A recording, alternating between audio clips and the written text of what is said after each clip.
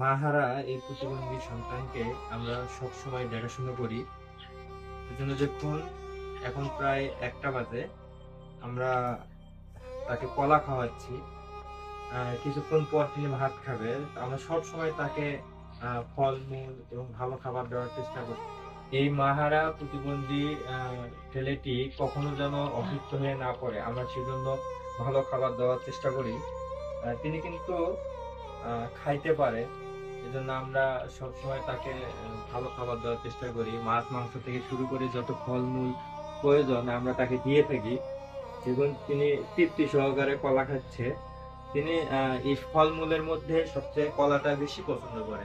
এইজন্য আমরা তাকে কলা খাওয়াই। এছাড়া তিনি একটু কমলা খেতে পছন্দ করে। তারপরে হচ্ছে আঙ্গুর খেতে পছন্দ করে। এজন্য আমরা সেগুলো রেখে নিয়ে আসি এবং সবসময় তাকে খাওয়ানোর চেষ্টা করি। একটু পর কিন্তু দুপুরে খাবার খাবে। আমরা সেবা করার জন্য যাকে রেখে দিয়েছি, তিনি কিন্তু একটু পর আসবে। আমরা সবসময় থাকি, তিনিও সবসময় থাকে। তিনি বাড়িতে গেছে গোসল করতে। তারপরে এসে এই প্রতিবন্ধী সন্তানের সেবা যত্ন করবে। আমরা দেখুন, আ আপনারা এই প্রতিবন্ধী সন্তানের ঠিকানা জানতে চান, এটা গাইবান্ধা জেলার পলাশবাড়ী থানার ১ নং কিশোরগাড়ি ইউনিয়নের কাশিয়াবাড়ি গ্রাম। এখানে আসলে কিন্তু এই প্রতিবন্ধী সন্তানের পেয়ে যাবেন।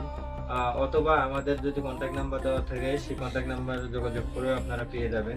আর অবশ্যই চ্যানেলটি সাবস্ক্রাইব করবেন। পরবর্তী এই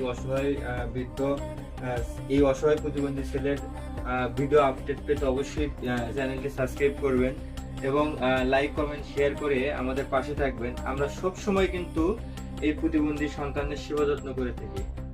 তিনার মা কিন্তু প্রায় ৪০ থেকে ৪২ দিন আগে মারা গেছে। তারপর থেকে কিন্তু আমরা এই প্রতিবন্ধী সন্তানের প্রতিনিয়ত দেখাশোনা করি। আমরা তার পাশে থাকার জন্য একটা ঘর দিয়েছি। আর সেখানে আমরা থেকে তার সেবা যত্ন করি সবসময়। ২৪ ঘন্টা আমরা থাকার চেষ্টা করি। এছাড়াও আমরা যে লোকটাকে রেখে দিয়েছি তার রান্না করার জন্য, তিনিও এসে দেখাশোনা করেন। ৩ বেলায় তাকে খাওয়ানো হয়। এছাড়াও ফল-মূল থেকে শুরু করে বিভিন্ন ধরনের পুষ্টিকর খাবার আমরা তাকে দিয়ে থাকি। তিনি দেখুন কত তৃপ্তি সহকারে ফল খাচ্ছে। আমরা